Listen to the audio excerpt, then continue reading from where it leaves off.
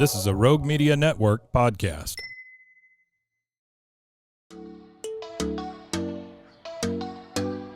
Welcome to Purpose Driven Sobriety.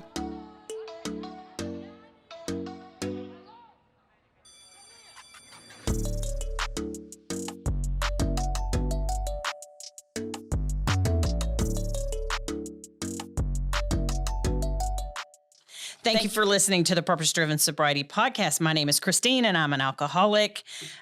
Today's sponsor, let me take a look at who our sponsor is today. Miss Andrea Swanson is a dear friend of us in recovery. Andrea, thank you so much for being a sponsor of the show. I love your guts and I'm so grateful to you. Today we have Miss Marsha on the show. I ran into Marsha on one of the recovery pages. I don't even remember which one. Marsha, do you? If I don't. It could have been the BAM, which is Rachel has the BAM, BAM. It's a nonprofit here in Salt Lake. They've got a pretty good following. Anyhow, she's the one that contacted me that said contact Christina. Yes, I'm so glad. Yeah, she's a blessed. Sure my alarm. She's a definite warrior in recovery. She has Addict with a Purpose too, which is a great page on social media that you can check out. So I invited Marsha to come on the show, and on the show, Marsha, we just simply share what it was like, what happened, and what we're like now. Yeah. Our experience, strength, and hope, so we can reach that person who's still suffering. Right. So I want to hear all about Marsha and what got you where you are. Tell me all the things. Well, one of the things I thought when I saw the name of your podcast, it kind of struck me and said, okay, God help me with purpose around, what your purpose is. And it had to do with purpose. And I thought, what a wonderful way, when you ask God to give me the words to say, to share the story that he would have me share. I told one of my sponsees today, well, I'm not sure what story is going to come out today, but I'm sure it's going to be the one that, is going to help as many people as possible that's listening to your podcast. I love it. Well, I want to thank you for allowing me to be on your podcast and your show. And just thank you for the courage. Courage is courageous. That's what I say. And when people see us, normies or people in recovery, no matter what, if they see us stepping out into our lives and into recovery, then I believe it gives them hope. And one of the themes of recovery for me is I had to find some purpose. Right. And I realized when I got sober, March 11th of 2000 is my sobriety date. So I'm coming up on a birthday.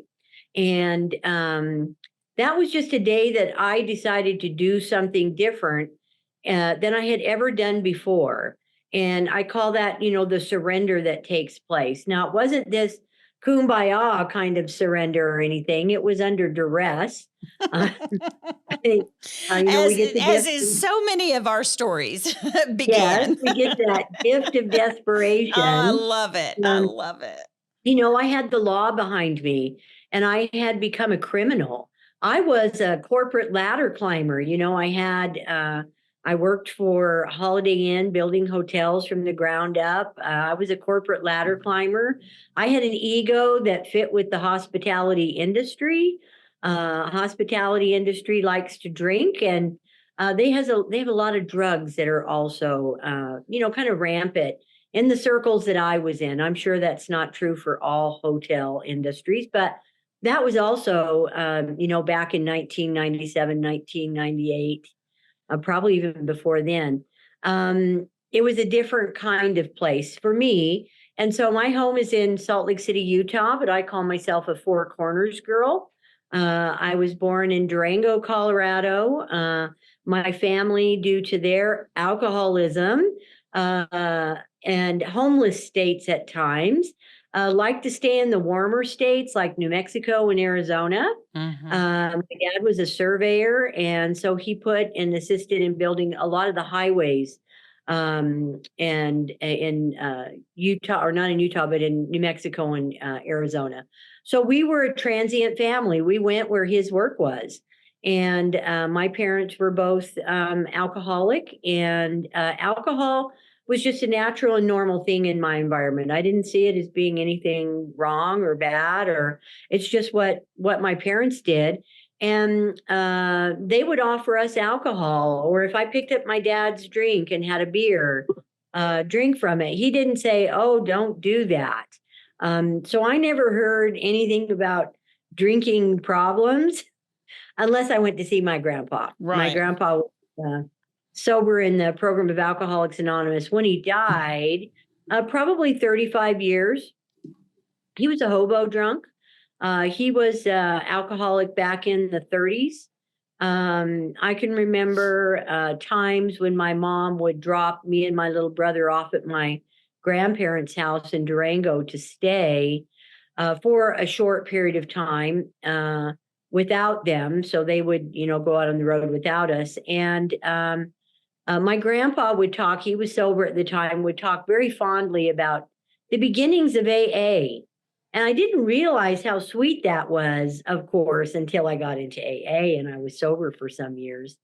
But he would talk about, Bill and Bob and starting the program east of the Mississippi. Really? Because it had not yet come to the West very much. And him and his brother was the one that opened one of the first, we'll call it what they would call today sober living homes. Then it was just a flop house for men that were trying to get sober to stay in, and they realized that in numbers they had better outcomes. Right. They could support each other, and you had to be sober to live in the house. So I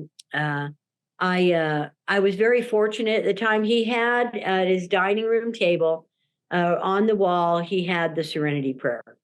And he would say that all the time.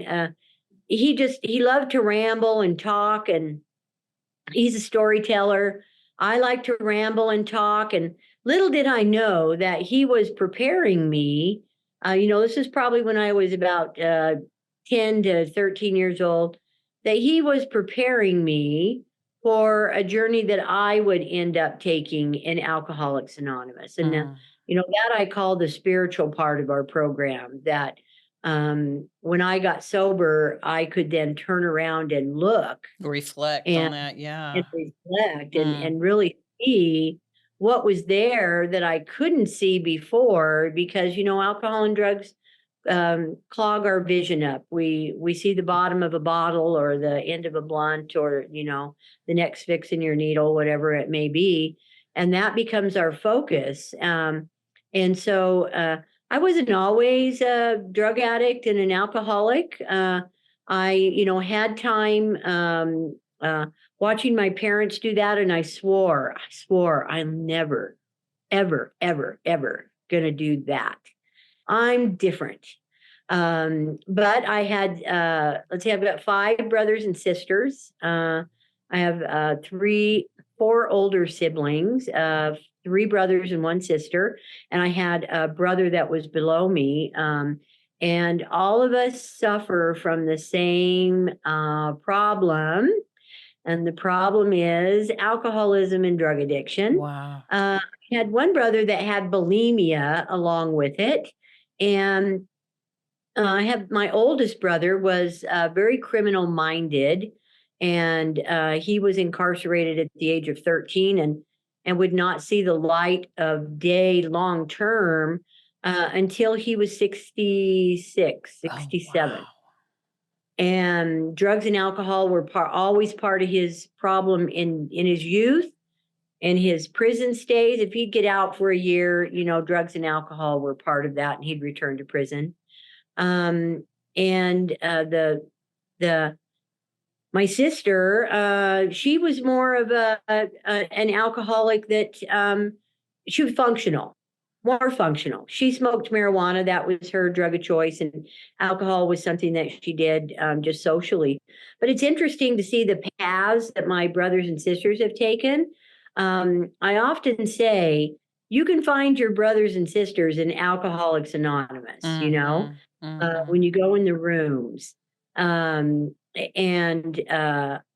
so I got to see their drinking patterns and their using patterns. I had a brother that's a year older than me and a brother that's a year younger than me. My brother Verlin passed away on his 48th birthday.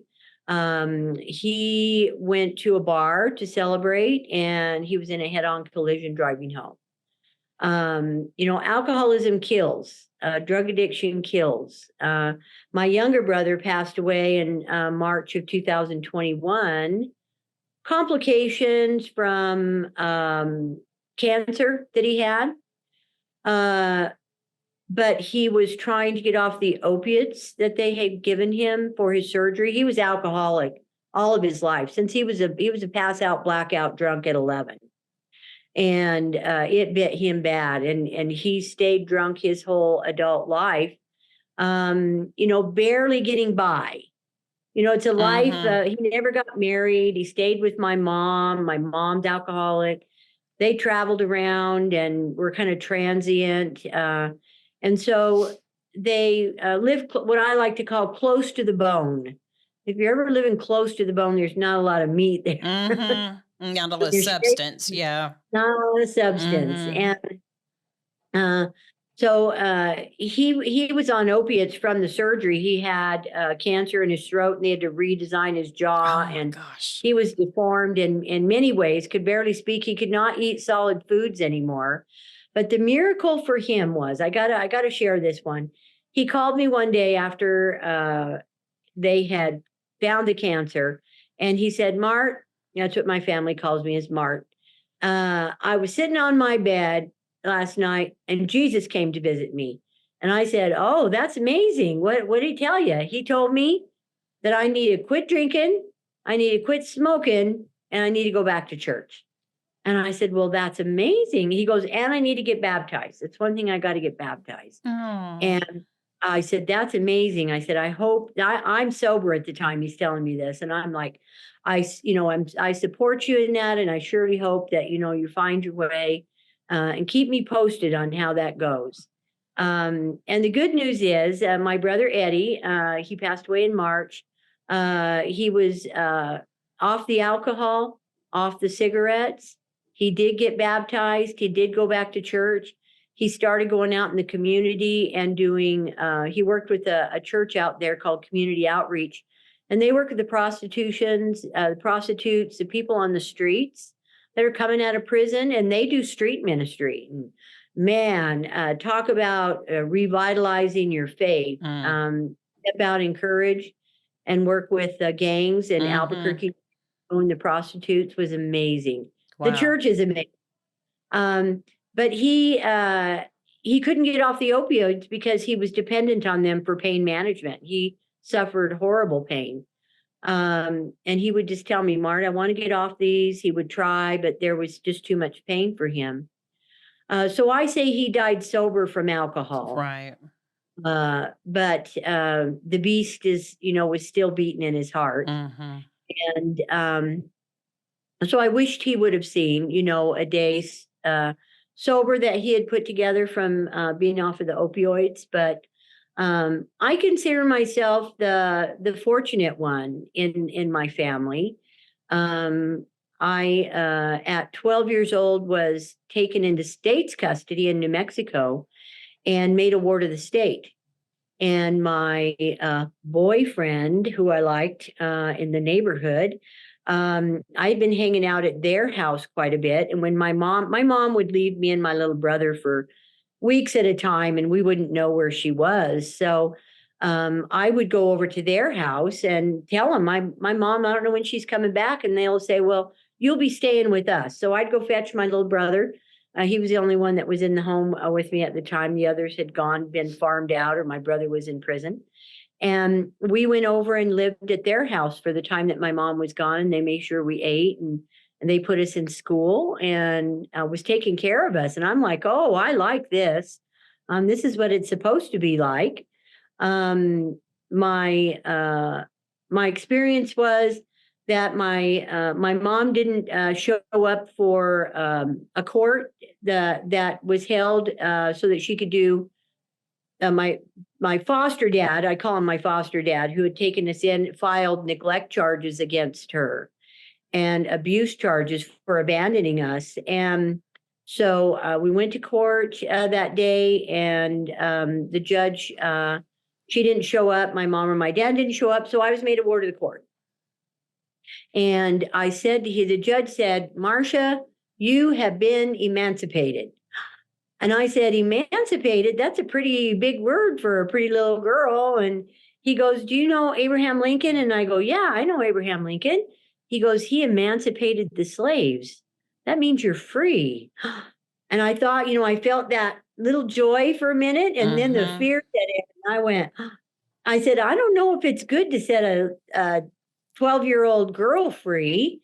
What's going to happen to me?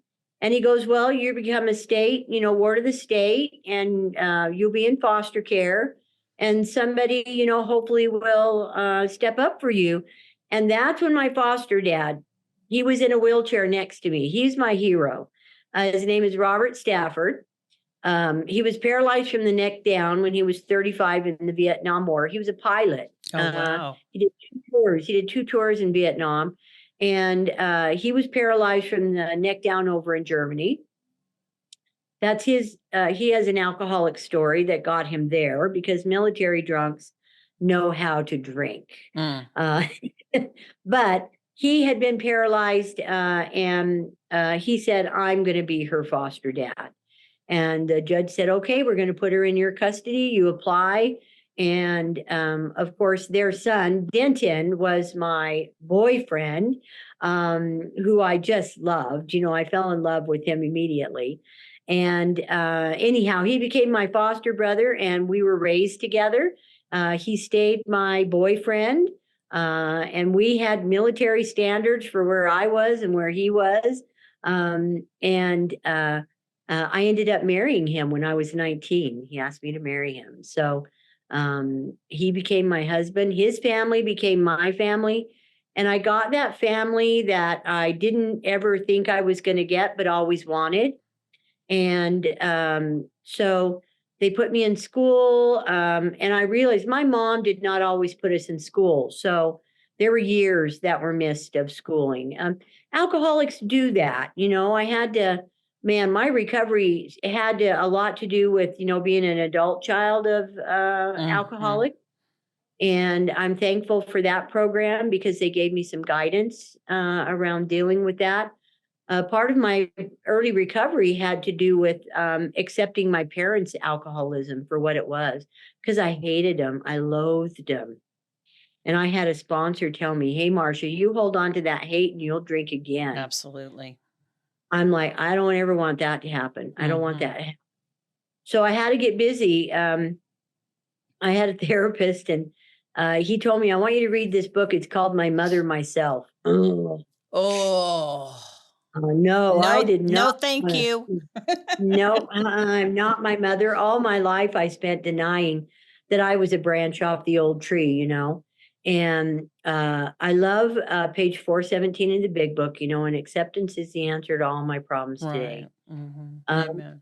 And it wasn't until I could accept their alcoholism, and specifically my mom, because she was the one I hated the most. My dad, I just loved him no matter what he did. I was a daddy's girl. But he was as big a drunk as she was. But until I could accept their alcoholism, I could not stay sober. So I did some work in the beginning to accept that was, where I had come from. I had to understand and get to understand the disease. I made it to alcoholism, or to Alcoholics Anonymous, in March via a judge. And he ordered me to go to treatment, and I ended up in an outpatient program. I was 41 years old. In that foster family, I'm going to jump back there for a minute.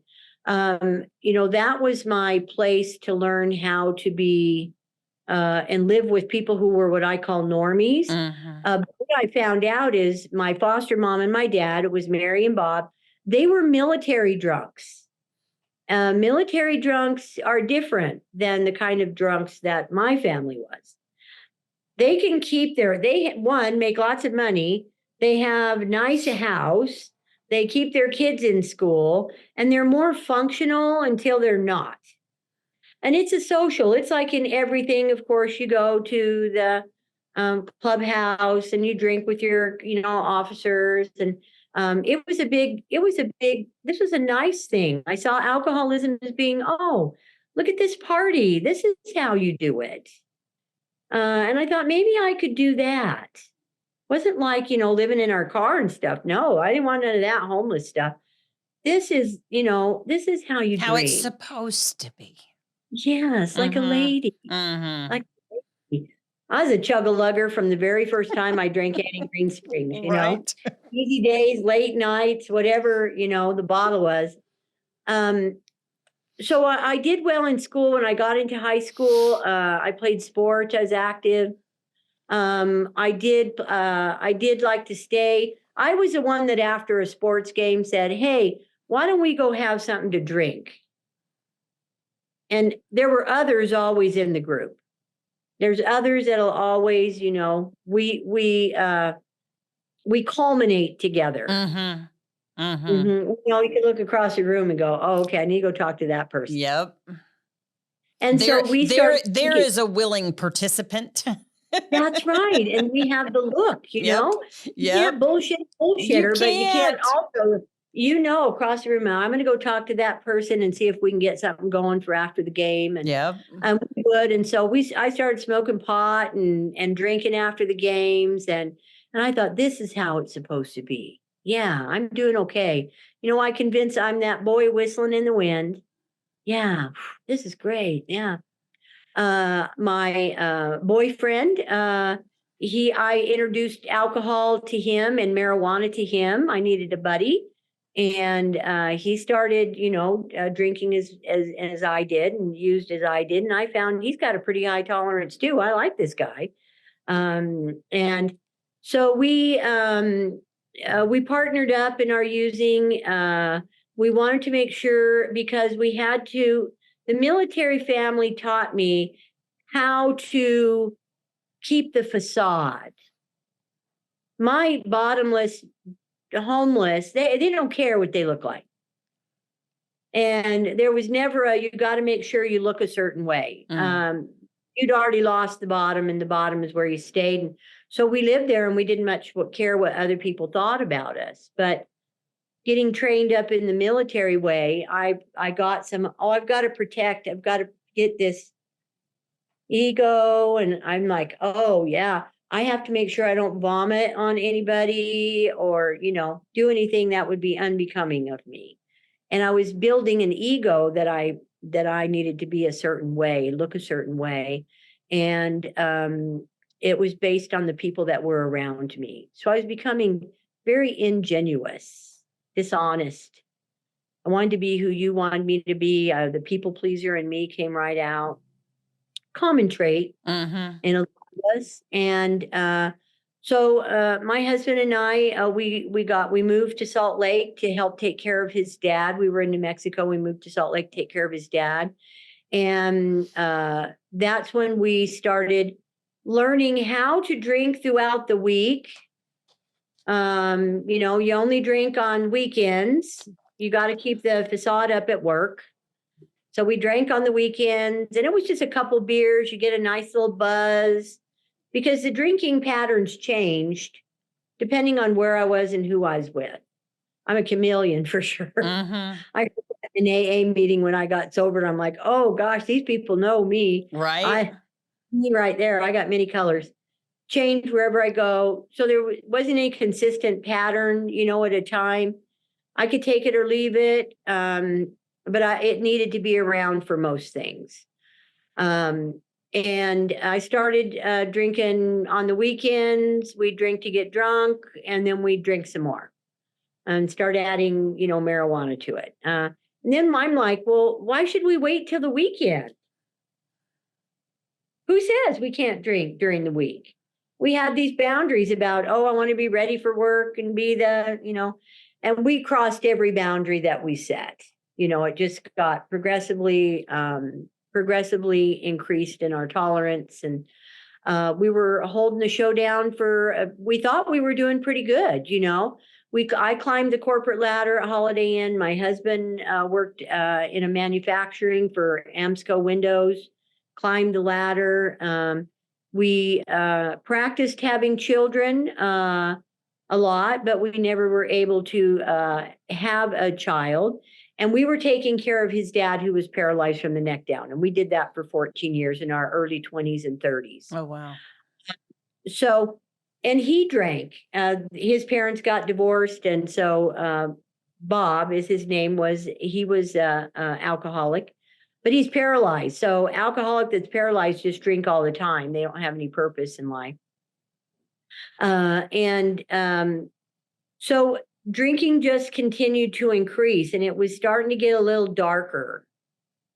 We're in our, mid 30s, no kids, just climbing the mountain money. We could buy jet skis, and, we were materialistic. But I couldn't tell you we knew how to live a day sober or a day honestly. And part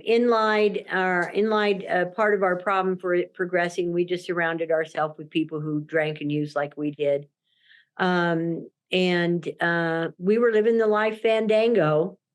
Denton's dad died, and that was a crash for us. Our reality came down because it would be the first time that we were to live on our own. And I was 37 and my husband was 39. Otherwise, we'd always lived in his father's house, taking care of his father. Our money was disposable. He paid all the bills. Oh, wow. Yeah, talk about a crash. A reality check, yeah. A reality check. Wow. And so we had to make some changes, and it was difficult for us. And what we did is we just increased the drugs and the alcohol. And what came into our life for a period of time was cocaine. We started using methamphetamines. And I'm like, I'm an entrepreneur. I don't know why we should be buying this stuff from other people when we could just make it in our house. I mean, we have this beautiful house. We have a basement not being used. Let's do that. And I've always kind of been the ringleader, telling my husband, okay, let's come up with this bright idea and let's go do it. And he would go, okay, that sounds like a great idea. Let's make methamphetamines in our basement. And so cut out the middleman. It made perfect sense. What I learned is that we can make perfect sense out of anything, be it bad or be it good. Whatever reality I want to create, Christine, is what I produce. And I really didn't see that until I got sober. It would be a very important piece for me to understand and know as I was learning about sobriety, because that was a whole new reality for me. And so I was in this world using drugs. I had lost my job. I was working for a big food distributor in Salt Lake City, Nicholas and Company. And I was a buyer. I bought food all over the world, boatloads of it, and managed a lot of money. And I couldn't show up to my job. I was becoming not functional. I was lying to them. I was becoming this person that I never wanted to be, which was my mother. And I just despised myself and lied. And so I quit that job before they fired me. That's what I quit. I could see it coming. I lied about my boss, something horrible. The amends process of this program works. Thank goodness that I could have some repair around some of the things that I had done, the woman that I was becoming. I don't think I would have got sober if that wasn't part of our program. Right. Because that's a heavy weight that we all carry as human beings, going against our soul, going against the grain of knowing what is right and then doing the wrong thing. is very, very horrible. And then you need more drugs and alcohol in order to cover that up. Well, and yeah, stay. because I love what you just said, Marsha, about how heavy that is. You take Yeah. all of those wrongs and you just envision that they're on your back and you're carrying them everywhere you go. And for me, at least, I think the same for you. Drugs and alcohol made me strong enough, air quote. Oh, yeah. There's video right there. Mhm. Strong enough to carry all that. Yes. Until Yes. until it If I didn't. hadn't have, if I had, and I agree with your position there, if I had not had drugs and alcohol in my system while I was doing what I was doing, I would have surely crashed. Mm-hmm. It gave me a false sense of confidence. I say courage is courageous. Well, stupidity is courageous too, given enough alcohol and drugs in you. And I was becoming a criminal. I realized my brother's not the only one with a criminal mind. This little gal up here, once I became unemployed from a job that I was making, close to $90,000 a year to go to nothing. And I'm like, who am I? What am I? Where do I go? Well, I should be an entrepreneur making methamphetamines. That's going to do it. My husband's still working at his job barely. He'd been on suspension and probation several times for drug use at work. And he worked at a glass company. It's very dangerous. He'd almost sliced his arm open. We do stupid stuff. And so the house of cards was coming down. House of cards was coming down. We could no longer hold up our facade. The police would be called to my house because I set my house on fire twice. Pulling matches for methamphetamine manufacturing. My neighbors were starting to question our reliability. Of course, they had seen us change and morph into people that they didn't know. Which is, it's like turning into a werewolf or a vampire. You're unrecognizable, Right, to people that know you and know who you are. Denton's family, they were not addicts, and they would look at us and they just wanted to distance us. No, just go away. You people are doing things that we don't want to be a part of.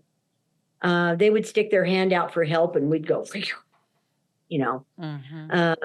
don't you know who we are? We're fine. They could see where we're falling apart.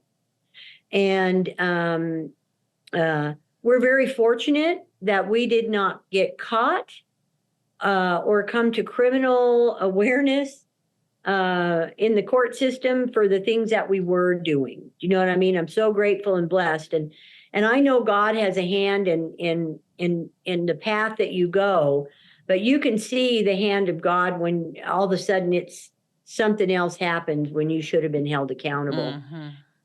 And you don't. I don't see that as me being great or mystic or anything I did while I was there, but I could see that God's hand was on certain events that happened. And I'm thankful I didn't end up in prison as long as my brother did. I did get 2 prison sentences. I got 2 0-5s at the Utah State Penitentiary for joyriding. I stole a car, and for prostitution with my husband. Yeah, you can get prostitution with your husband if you're doing it out in public and in front of undercover cops. So these are things that you should not do when trying to obtain drugs. But that's the scarlet letter. That story became so poignant for me when I was sober. And I had to know that there was redemption. I had to know. I got those 2 sentences, and as the judge sentenced me and I looked at him, I said, "You can't send me to prison. Don't you know who I am?" See, because I had developed this facade about who I thought I was and who other people thought I was, but that was a lie. And he said, "Bailiff, take her away." And I had already served 265 days in jail. We had lost our home. My husband lost his job. It was just that slow spiral down. The big book talks about it. Read one of those personal stories in the back and you'll find yourself in not just any of them. A few of them, yeah. And so we were living in a tent in the field by the time we went to jail.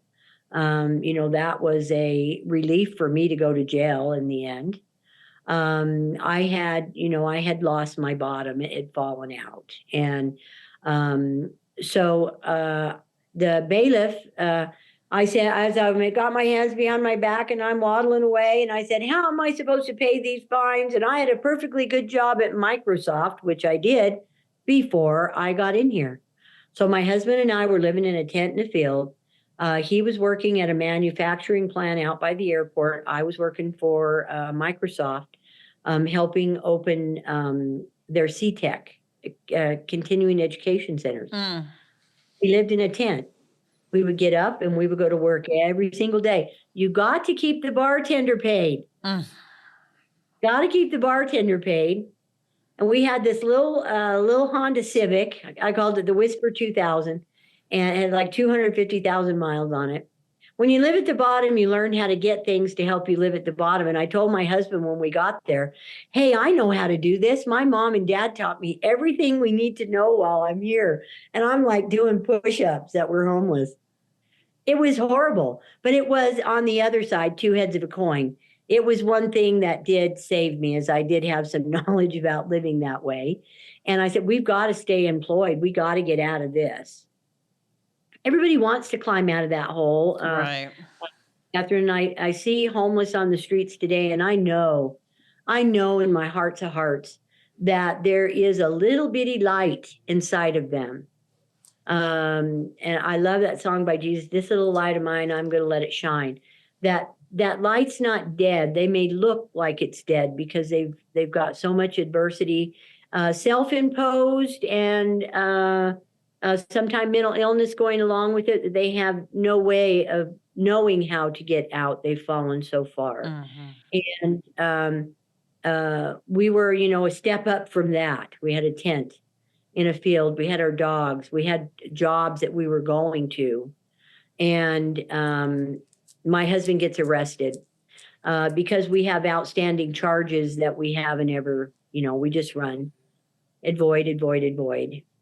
He got picked up one day for having a headlight out in the Whisper 2000.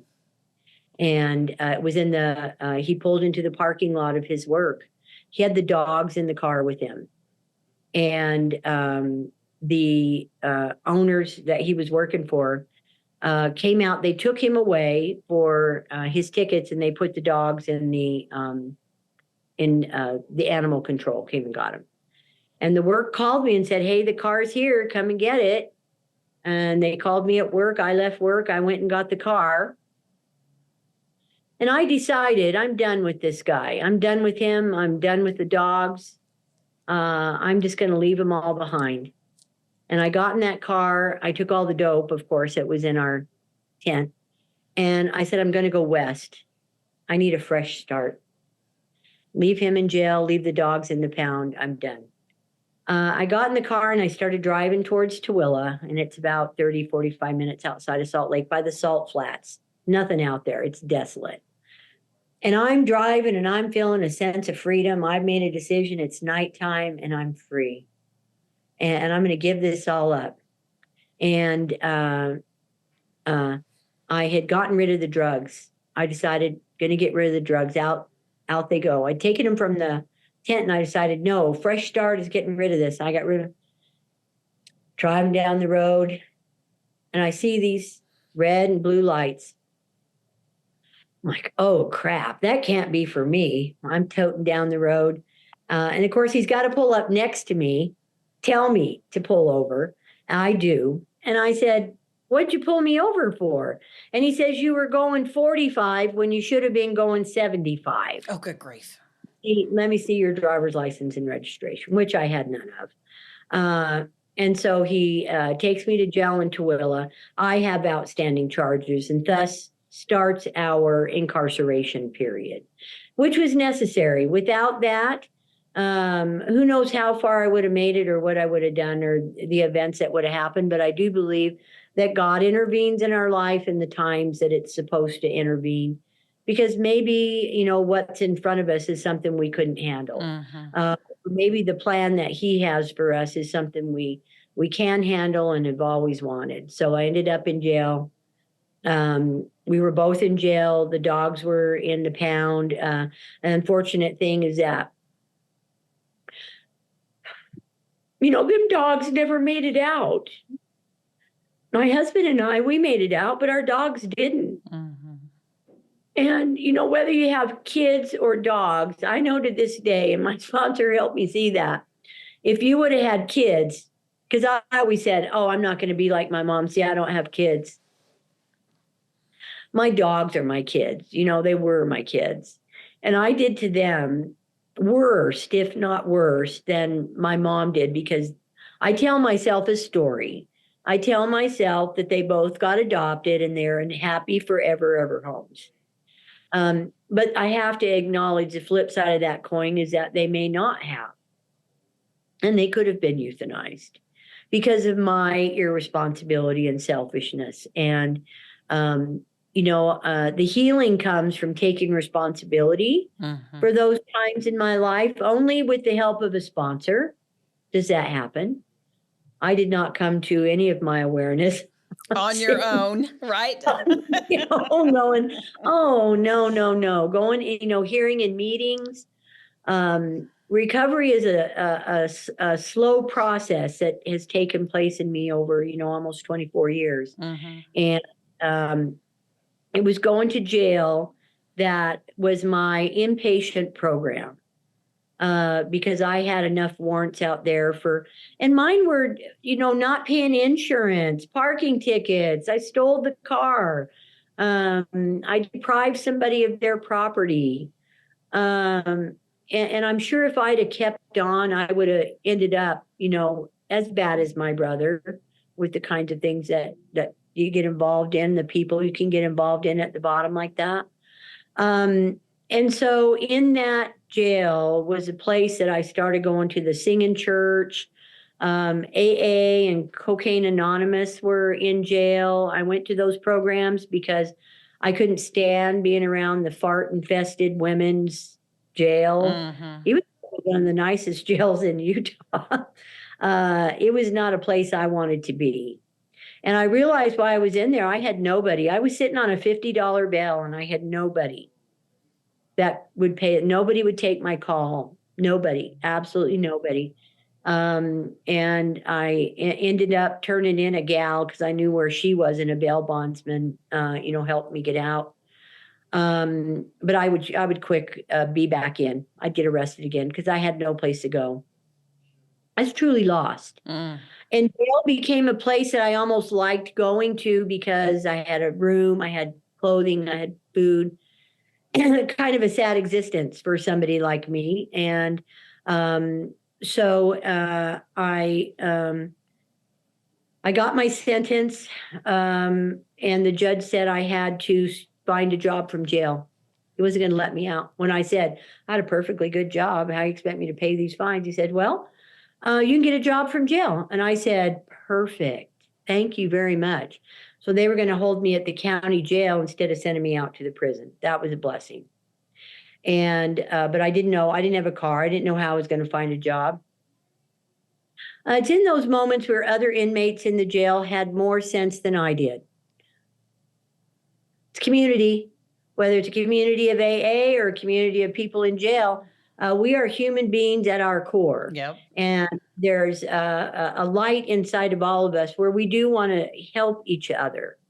And I was indigent. I didn't have stamps. I didn't have people started helping me write letters. And somebody said, hey, why don't you ask for that good job back that you had at Microsoft? I thought, what a brilliant idea. Most of my brilliant ideas I learned at that point are not coming from this source, not from me.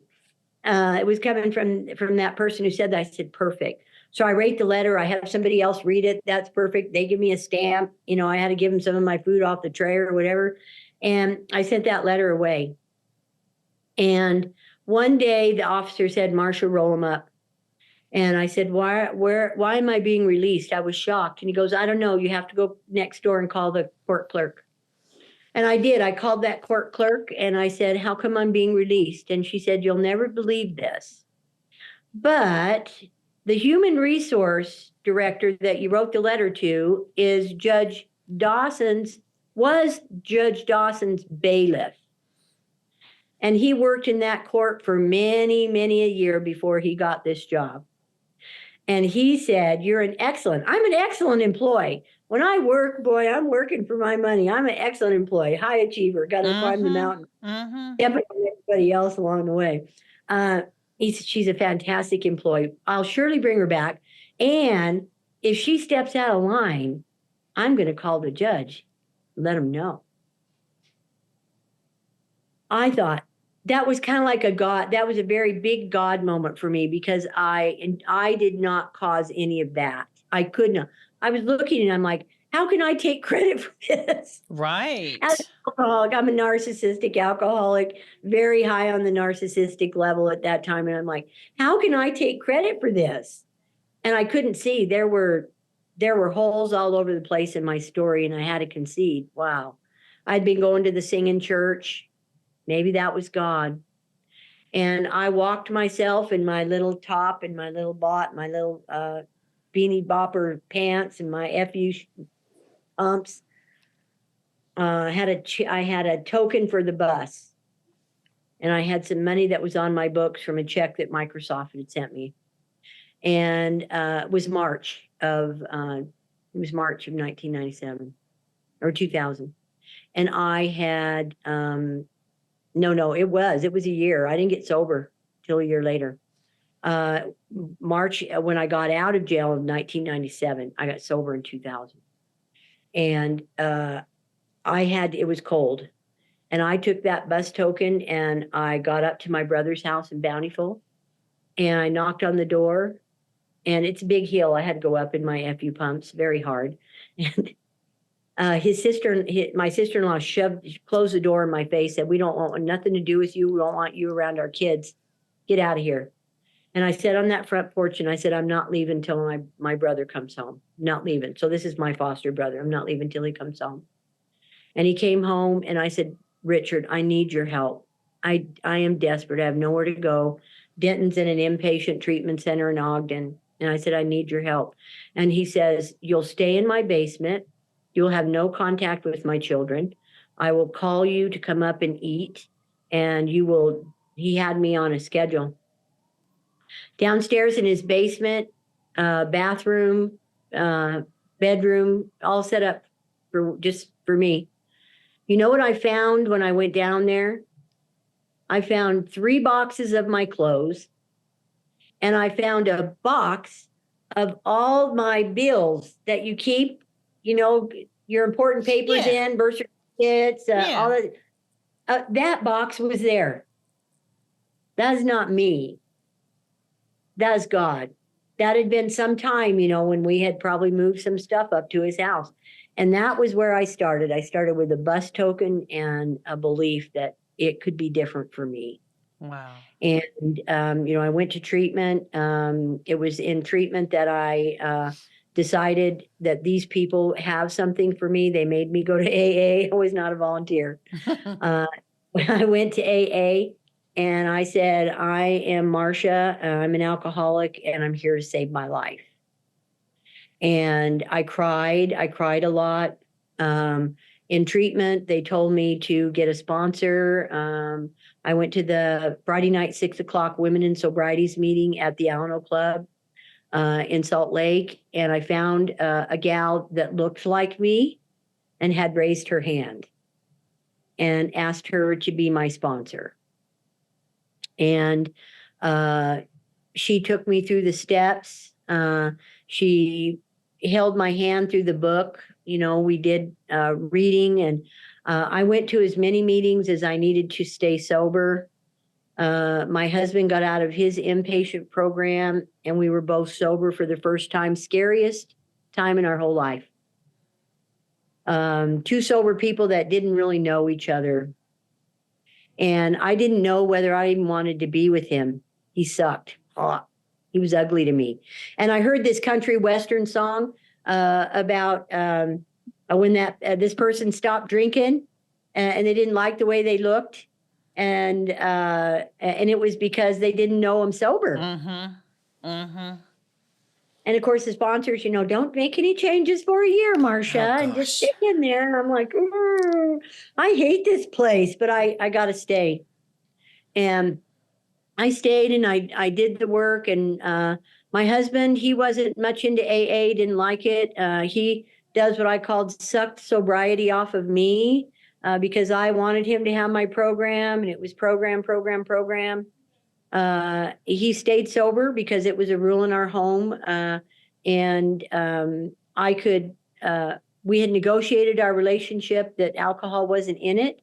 And I was learning how to stay sober. At 4 years sober, I had an opportunity to go to college. And I had tried some college back when I was 18, 19 years old. I played volleyball for the University of New Mexico, but I couldn't finish anything. They kicked me out of school. And so I thought, oh, could I go and do that? I was working at a treatment center, checking people in, working again for a call center, and just building my life, from the bottom up. And AA helped me to find ballast in, taking first things first. Easy does it. I love the signs on the wall. I don't have them in my house, but in most treatment centers, you'll see them first thing. Let live and let live. And when you put them in order, it's like live first, but I can't see them. I can see them at the Alamo Club on the wall, but I can't remember them all. I was taking this serious. When I first walked into AA, I remember I saw the Serenity Prayer. And I knew I was home. I knew where I was supposed to be. And it's that spiritual part that just overwhelms you and takes you away and washes the ego out. And it just says, you're home. This is where you need to stay. And staying it wasn't always so easy. And as you continue to stay sober, it's not so easy to stay. Alcoholism is a disease. We get in remission, but I will always have the ism, which is up here. And I'll think, oh, I need to stop doing service. I've been doing so much service. What I need to do is just stop, and then my sponsor says, okay, why don't you go get yourself another newcomer? You just need some new material. You need some new material in your life. And it's interesting how the itty bitty shitty committee, continues to play a part in our lives. I have a relationship with it today, but I also have the steps. And I have a program that I can fall into.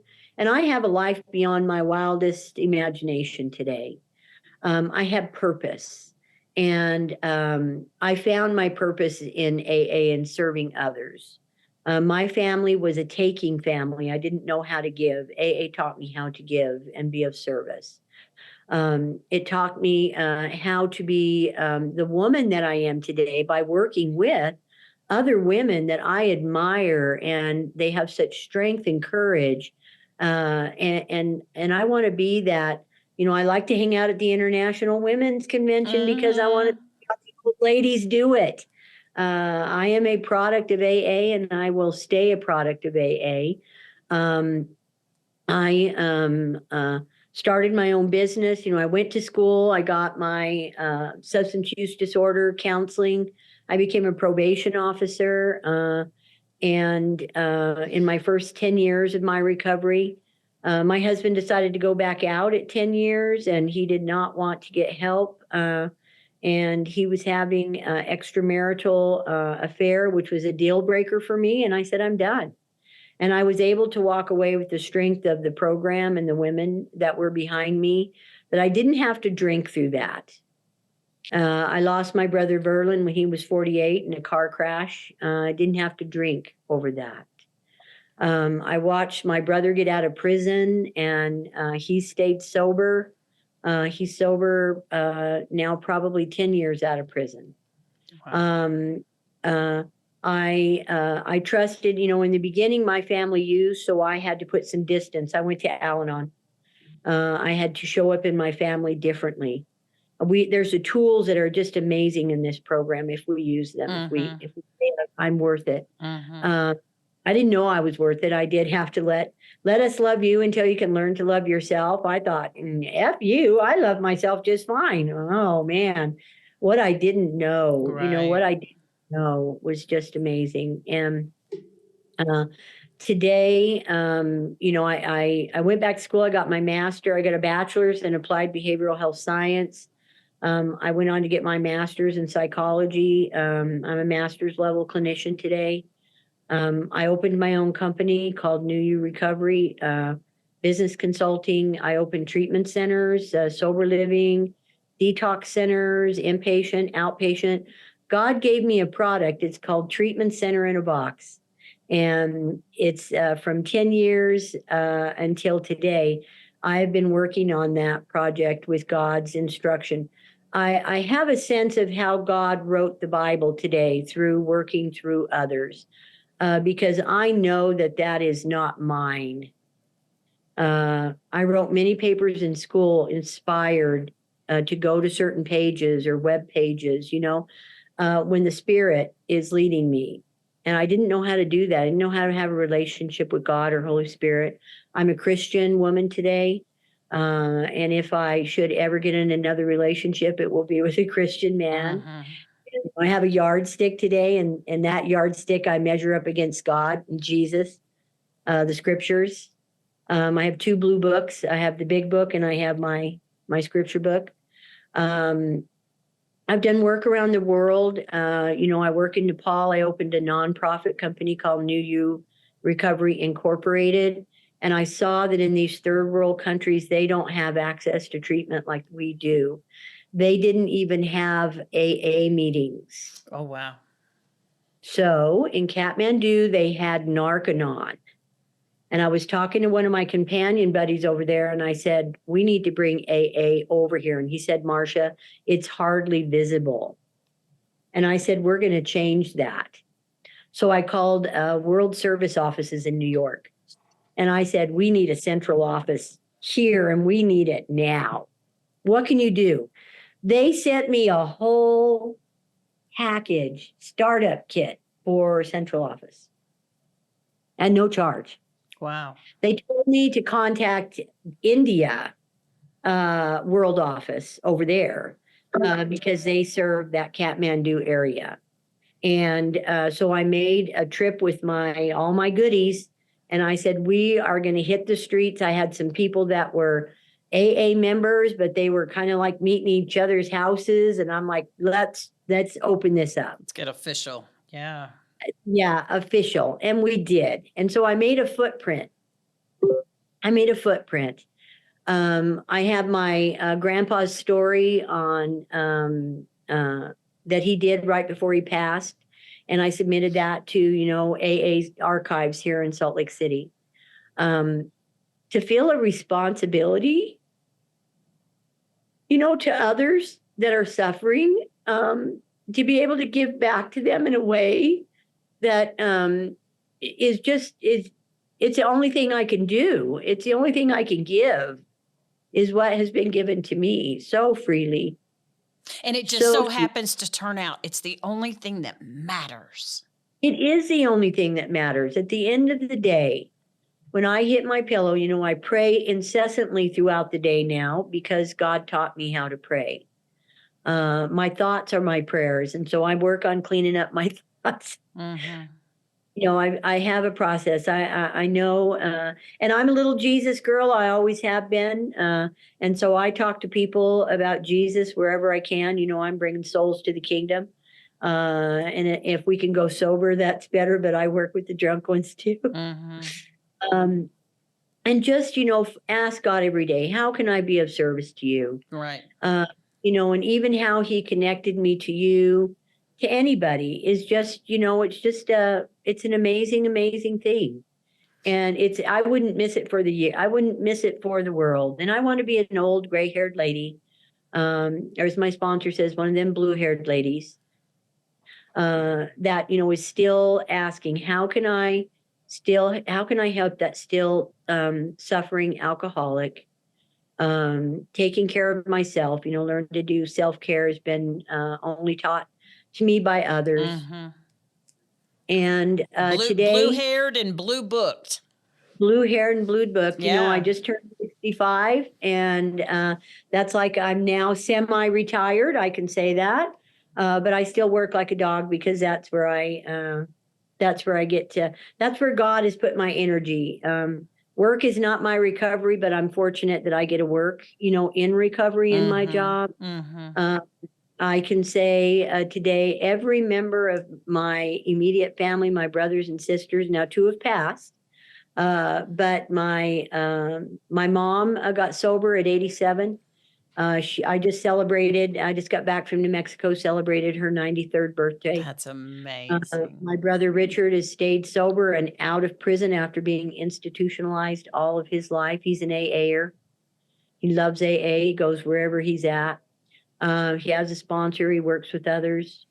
My sister Debbie got sober. She will be 5 years sober. And my brother Bruce is 8 years sober, and he's not suffering from his bulimia.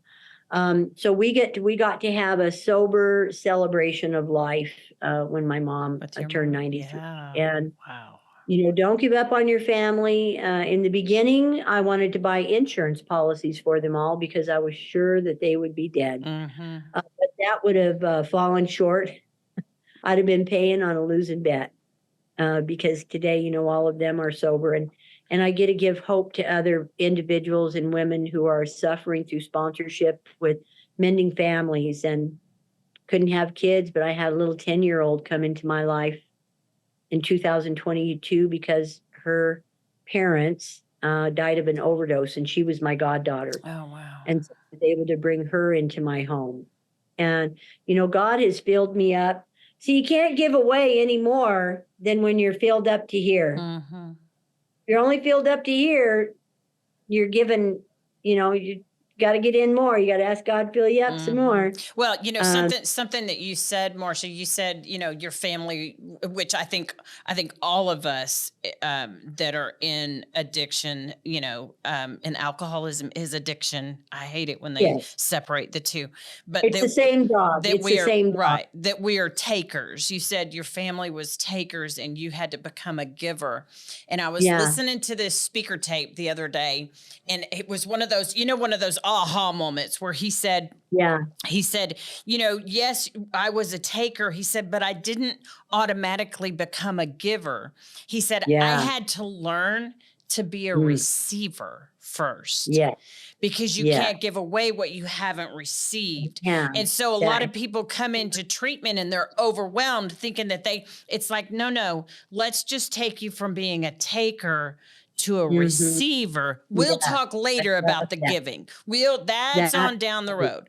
But for now, you know, and so that really struck me that I still, you know, I love your time. You know, I'll be 12 in March, you know, but I still, I just came from a meeting coming here to the studio to talk to you. You know, I still am receiving, you know, I don't ever want to not be receiving, you know, because that of the giving is my soul food. That's what just feeds my soul is to be able to give that away. And so I've got to keep receiving, just like you said, I got to keep, because I'm telling you, I know, but it sure can get drained though, can it? Yeah, right? It sure can get drained. And if you don't fill it up, not only are you in danger, but you're in danger of not being able to give it away and help that other person that God puts in front of you. Yes, and I find AA wherever I go, and AA is alive in Nepal today. I used to sit in Nepali meetings not understanding a word they said. But you felt every bit of it. I knew the language of the heart. That's amazing. And it's alive and well. And if anyone is suffering, you know, you don't have to suffer alone. We have a plan that has brought me and brought you out of the depths of what seems like hell. Only to be of maximum service to somebody else. It's amazing. There is a solution. I can see how God is using me because I didn't want to make my past be something that I disrespected. Today, I honor my journey and my path, every step of it, because I know that God was pruning me into the woman that I would be today. And he's Amen. still doing that. How do you start your day every day? Oh, I get up and before I leave the bed, I pray. I love the Lord's Prayer because it is a complete prayer that Jesus gave us. It contains everything we need for the day.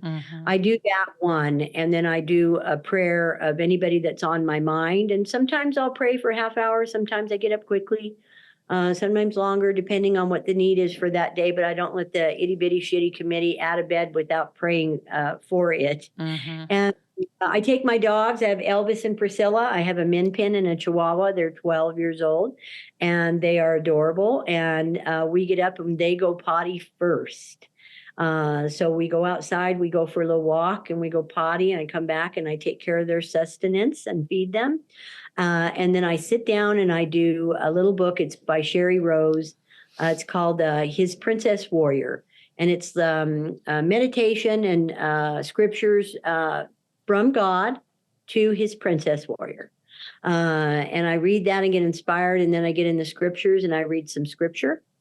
And then I set upon doing another long walk with my dogs. We do at least a mile and a half a day.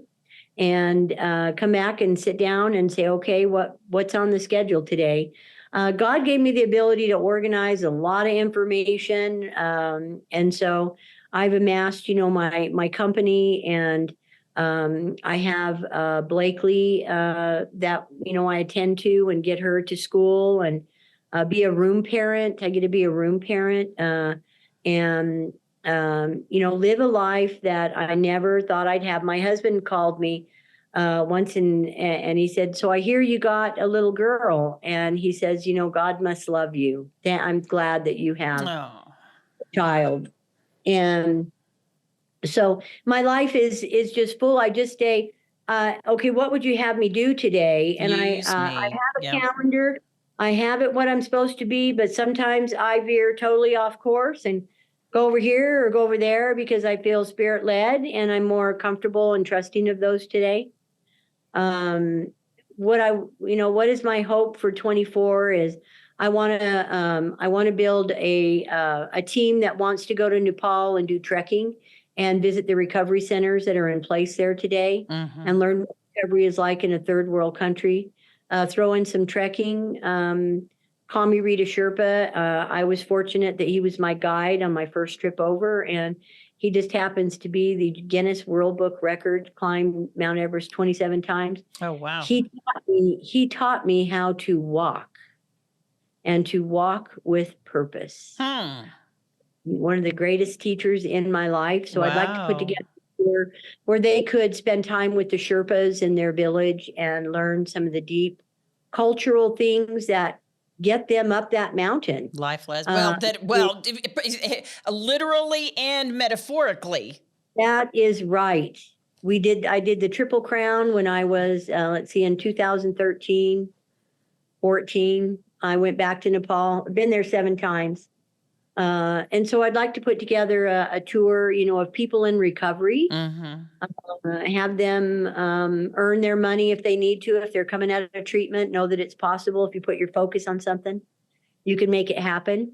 And go to a foreign country was just to open my eyes to so much that I didn't know. And I came back a changed person. And I bet. That's the name of my companies. They're New You Recovery. New, the letter U. Recovery, because we are new and we're new in our walk in sobriety. And I just thank you so much for the opportunity to come on. And that's the story that came out of me today. I love it. God gave me those words to share. I love it. Well, I'm so grateful to know that I have a sister that is marching the march too. And girl, I'll tell you, we just have to keep at it, Keep sharing the word. Yeah. Keep filling ourselves up so that we can keep giving it away. So how can people find you? Are you on social media? I have one phrase I wanted to give. When I got to AA, I was a hopeless dope fiend, which is alcohol for me and drugs. And now I'm a dopeless hope fiend. So in the rooms, heard in the rooms. You can find me on Facebook, Marsha, Marsha Waters. That's my maiden name. My married name is Stafford. On Facebook, I accept new friends, and you can also get me at Marsha, Marsha, S as in Sam, ABC like the alphabet at AOL.com. And my phone number is area code 801-574-8765. And I would love to hear from anyone, anytime, anywhere, because that's what we do. We connect. That's amazing. I love your heart. Well, and I'm going to reach out to you after the show because we have more to talk about. So yes, thank you, my sister. God always puts the puzzle pieces together. I love it. Isn't that fun? I love you so much. Thank you so much for being Thank on you. the Purpose Driven Sobriety podcast. Keep coming back. Thank you for having me. Cha, cha, cha. Talk Bye-bye, to you soon, Charlie. Thanks for listening to Purpose Driven Sobriety. Keep coming back.